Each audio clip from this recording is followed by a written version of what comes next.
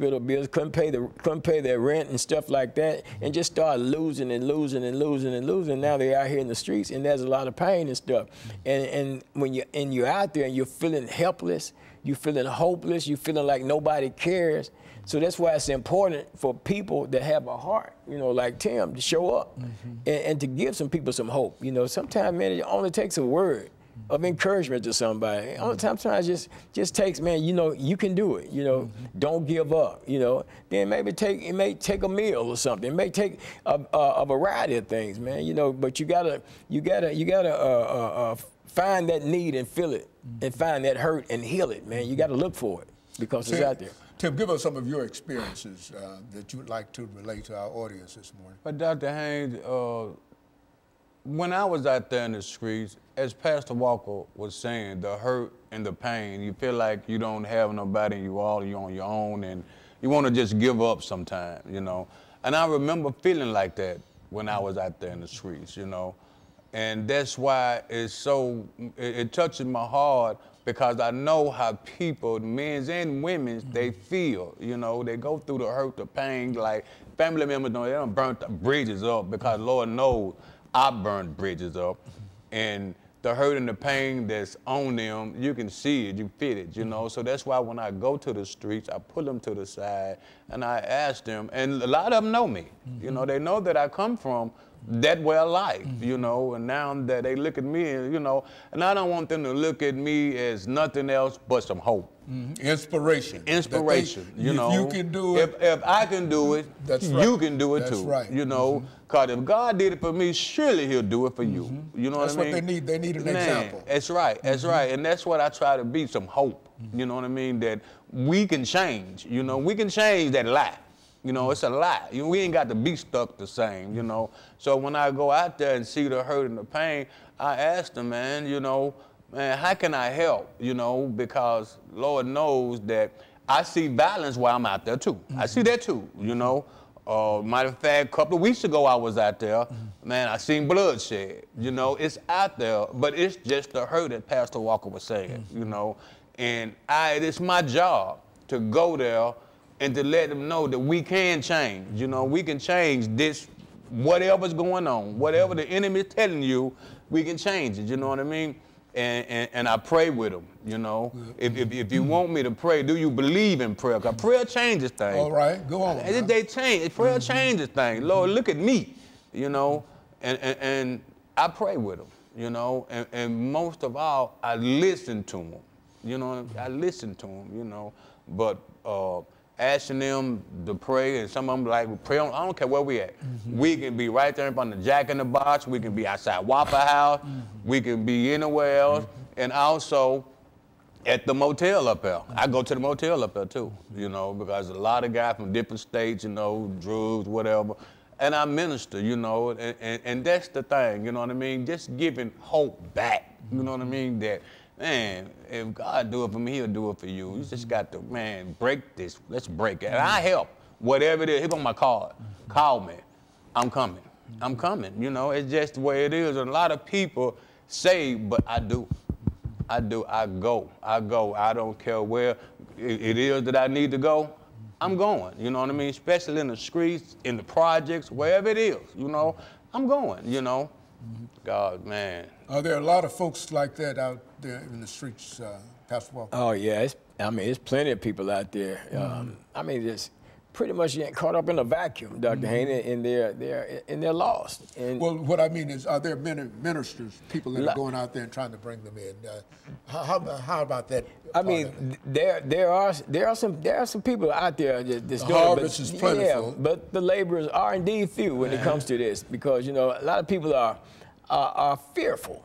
They're fearful to go out into those areas where people are, and where people are situated at, and where people are hurting, you know. Right. But that's where you got to go to them. You got to go to them where they are, and to reach out into their world and come on their turf, you know. In other words, and to try to reach them, because you know, yeah, you can, you know, the doors of the church are open, but you know, if I don't know where the door is, you know, it doesn't do that open door doesn't do me any good. So I need somebody that's in the church that has the spiritual awareness and the relationship with God to bring that love and share that love. You know, Pastor Jones often says, you know, you get anything out of this message, and you know, and you hold your hand up, yeah, well then what you got to do with it now, you need to go out there, take it, what you got, and give it away. Whatever it is, go no get matter it. how much it is, that Absolutely. you got something that you can give, and people are waiting to hear something Yeah. good. You see, in spite of how they might feel on the outside, Right. might look on the outside. Absolutely. Something good. Everybody wants to know something good. And, Absolutely. And people like to know about salvation. You know, That's they right. like to hear your story. Yeah. You know, That's right. Many Yeah. of them like to hear your That's story. right. And I've never ministered in the streets.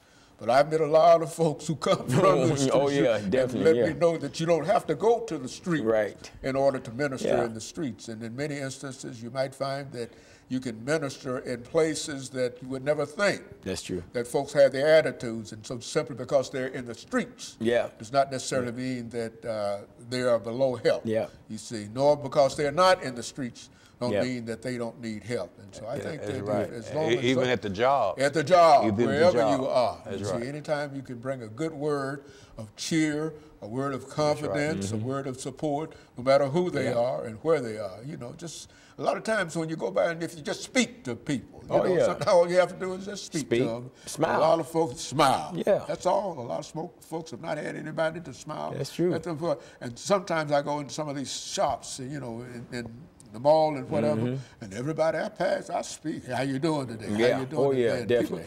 people sometimes look back over the Yeah, shoulder. and wonder what's going on. Yeah, why are you speaking to Yeah, me? right, You know, yeah. in a real sense. But I think in a real sense, Marlo and Pastor Walker, I think that we've given our information for the morning, and I Yes, think sir. that the information that the two of you have given to us is both encouraging, and if people have an opportunity to see it, they will have an opportunity to change their minds. And so we want to thank you, and of course let me thank our audience and encourage you to tune in again next week for another informative edition of Comments. Thank you and good morning.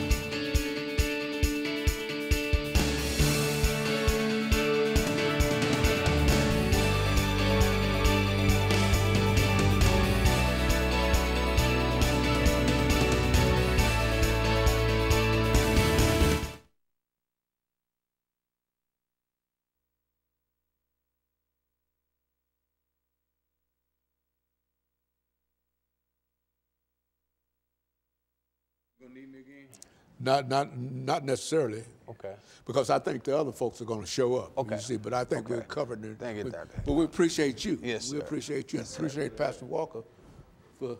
Pastor Walker, Yes, sir. see you tonight at Bible class. Yes, sir. We got a lot of work to do, man. Man, yes, yeah. Like you said, the harvest is plentiful. That's right. That's right. Yeah. Is Waller back over there? What did he do? Go over and went to sleep? Oh man, my No, I was fault. just I'm waiting. finna take it with me. You guys get dressed mighty quickly. I forgot I had it on. It is, right? Okay, Brother Waller, you want to come on around? Yes, I can. I just want to make No, sure. we I got want to it. do Good what see we you, brother. want to call this You doing ministry good in the streets. What we want to call this? Yes, sir. Pleasure. Always good to see you. The same thing. Pastor Walker, Yes, sir. God's will, see you tonight at Bible class. Brother Waller, come on over and have a seat here. Okay. Thanks again for Good. having me over. And I tell you, Give me- why don't you take that book, Brother Waller, and give it to him, and he might be able to get a shot of it. And you don't have to, Yes, you sir. know. Yeah, that's good. Yeah. That's better.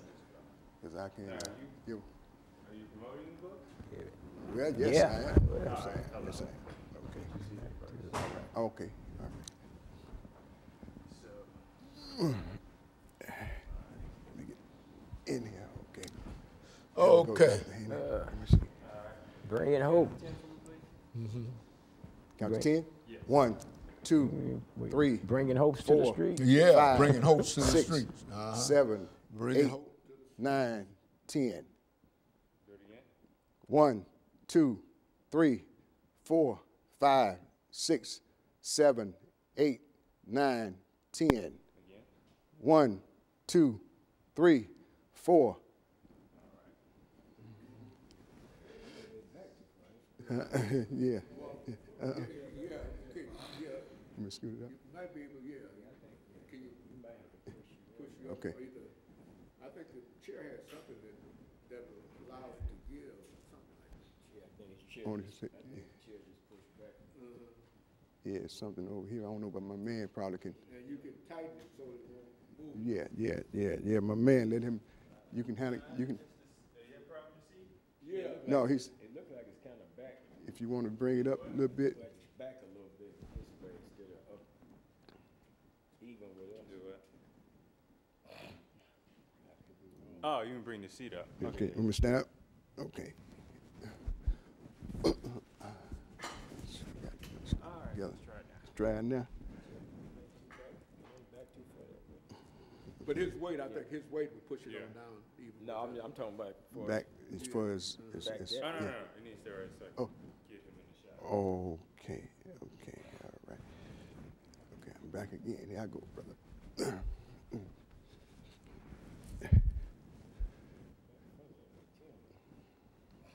me see if I can put my feet. Is there anything that can let down here? I'm guessing. I'm all right. So I can turn this way? Yeah, you want to sort of, could you move it back forward? The back part? Yeah, back forward. I'll make it work though. I can sit up if I have to. Yeah, like I do. I can sit up like this if I have to. Yeah. Have your book Now, here, Rick so Waller, is camera that 3. right? Yeah, Ricky. Ricky. Yeah, Okay. yeah, Ricky Waller. You got a book that you presented to us last time. I did. Yeah, that book is, Okay. yeah. So what we want to call this, according to Pastor Walker, we want to call this Bringing Hope from the Streets. Bringing hope to the streets, to the streets. Yeah. Okay.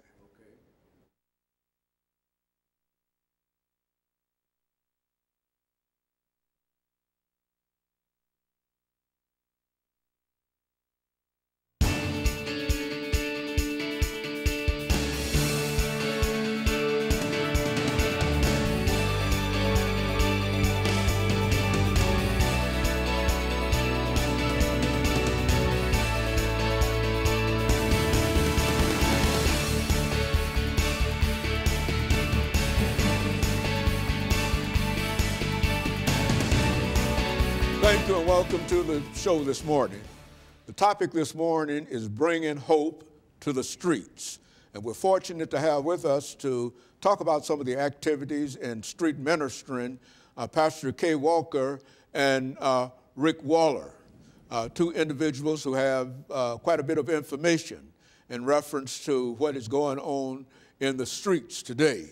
And Pastor Walker, I think that you came with other individuals, and we've had an opportunity to talk about some of the activities that you've been involved in the streets, as well as Rick Waller. We've had Mr. Waller on here before, but let's have the two of you.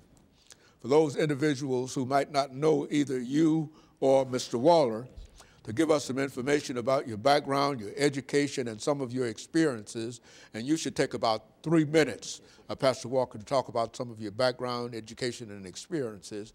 And after that, Waller will take a couple of minutes to talk about his background, education, and the book, I think, that he has with him. And then we'll be out of that first segment, and then we'll go into that 8-minute and next 10-minute segment. But first, let's start with you, Pastor Walker. Okay, well, once again, Dr. Haney, good morning, and thank you for allowing us the opportunity to be on your show. I'm Pastor Kelvin L. Walker, Associate Pastor, Fairfield Missionary Baptist Church, under the leadership of my senior pastor, Howard E. Jones, Jr. Born and raised here in Nashville, Tennessee, two good parents. They raised me right, but I went wrong. But at the same time, you know, I did get the teaching, I did get to understand, I got the knowledge. I got kicked out of the public school system, you know, around the beginning of my 10th grade year. I was kicked out. I wasn't a desirable character during that period of time in my life. Ended up in the United States Navy as a result of being involved in a shooting where I had shot someone, and the judge sent me to the military as opposed to sending me to reform school at the time. And of course, I got in there and just using drugs and everything like that. Got out of there and ended up incarcerated in the state prison system and everything. He had some college studies at Tennessee State University. During that period of time after my release from the Navy, between being released from the Navy and being incarcerated, I did do some studies at Tennessee State University. While incarcerated, I did some study with Trevecca East Campus Prison Program as well, trying to major in business and stuff like that, and some theological stuff I studied in there as well. But I got out unreformed and continued in my criminal lifestyle and stuff. And back in 1986, God stepped in my life, intervened, pulled me out of that, called me in the ministry, and that's what I've been doing for the last almost 33 years now. It brings me to this stage right now, Dr. Haney. Mm-hmm. And I would imagine, Waller, you can say about the same thing in reference to why you're here this morning, bringing ministry to the streets. Let's talk about how you became who you are today, Pastor Waller. Thank you, Dr. Haney, for allowing me to be here. I want to thank my partner, Pastor Kevin L. Walker, for inviting me to come. My background is that I grew up in Preston Taylor Projects in West Nashville. Went to Moses McKissick, very innocent. And by the time I ended up at Washington Junior High, the schools became integrated. I was in the 7th grade. I was transferred to W.A. Bass, and I got caught up into the drug game. And I was a great basketball player, according to what people would say. And then I ended up going to Cone High School, as far as I went. And while I was there, I was deep into the streets. I became the supplier of my community by the time I was in high school. And so what happened was I quit school, and the gym teacher would see whoever could play whatever type of sports. And I didn't know he was probably watching me, and all of a sudden, I'm not in school anymore. I believe he probably went to the principal and whoever he had to go to say, you need to get that boy back in school. So to make a long story short, I ended up going back to school, and I played basketball for them on up until the 12th grade, and I didn't go no further. And I was educated in the streets. I was taught well what it's like to be in bondage. And that was because of the wicked schemes of the enemy and how he captured my mind and taught me how to do his will. And so after I went through that process, I know now that what he meant for bad, God can get some good out of it. And that's why I'm here to talk about how I was released from the bondage that controlled my life for so many years. And in other words, Pastor Walker, I think I could say this in reference to your story as well as Waller's story.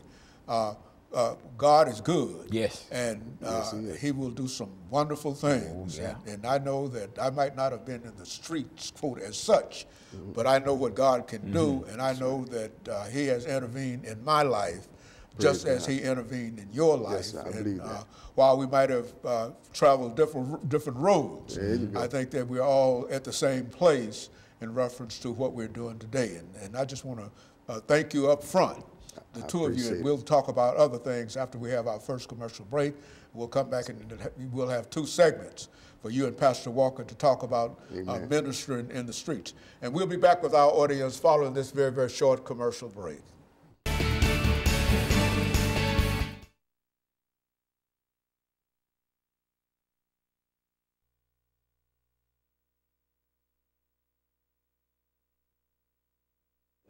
You got to wait. Hey, sometimes Most of us, when you grow up like that, you do what you things do.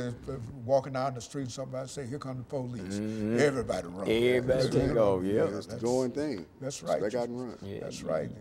And so it's good for folks to hear our testimony. Oh, yeah, it is. Because they know that,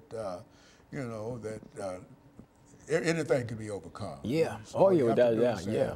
And that God is the source of it all. That's what I try to be consistent in reference to everybody I talk to. We're talking about what God has done to them. That's right. Know it.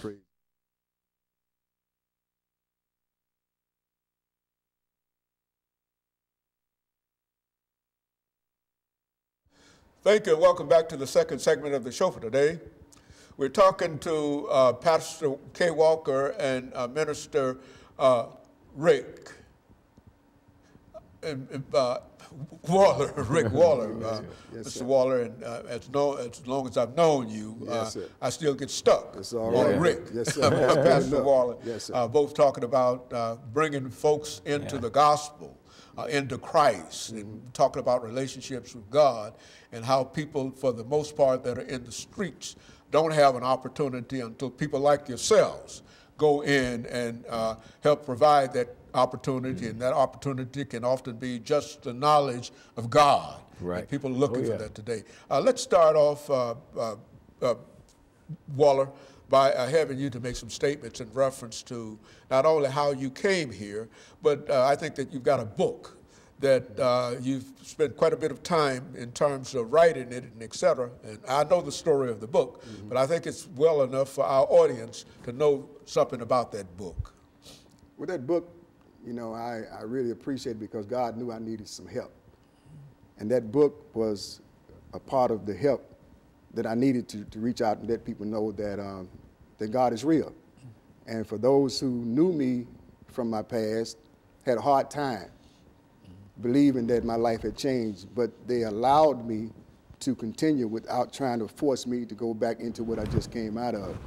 And so, you know, with knowing that I'm toiling out in the streets because I know hurting people were in the street, because I came from that. And not only that, being that I became a supplier, so I was distributing drugs because I had learned some things that street life had offered. And when I got captured, I didn't know I was doing harm to my community. But when God brought me out, what he reminded me of, that I had a right to go back out there and to let people know that there is a way to escape.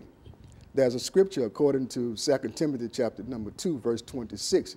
He says, and that they may come to their senses and escape the snare, the trap of the devil, having been taken captive by him to do his will. See, I used to do his will, and I was faithful at it.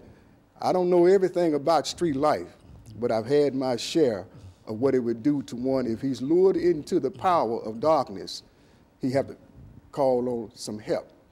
And so in the midst of the book, God knew that I loved to get high. Not only was I a supplier, I used to get high. I was a heroin user. I was on it for 20 years of my life.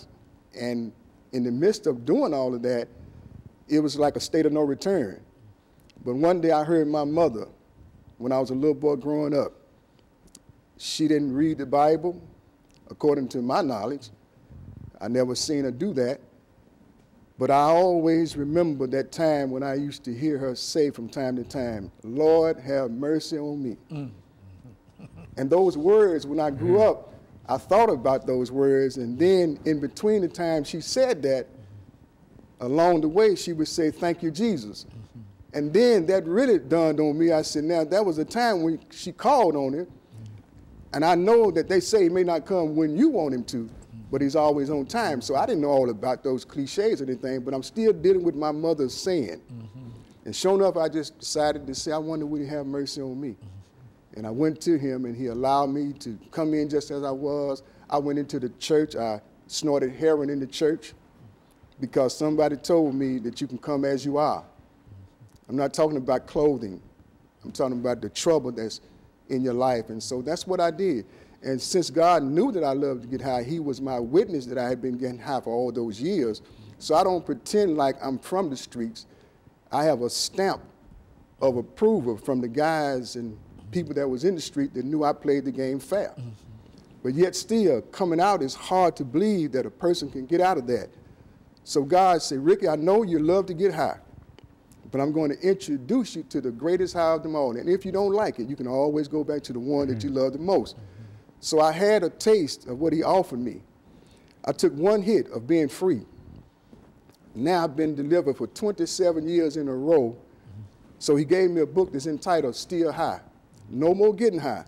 And see, when people learn about what it's like to just stay high, and my friend Pastor Kevin Walker had just talked about how you end up being incarcerated in prison for doing things because drugs would make you do things that you probably wouldn't even do had you not gotten on the drug. And that was me. And so then I discovered in the Word, it said in Psalms 34, verse 8, it said, oh, taste and see that the Lord is good. Blessed is the man who trusted him. See, I had to learn how to trust in the Lord, and the Lord didn't tell me when I went into the church, stop doing them drugs.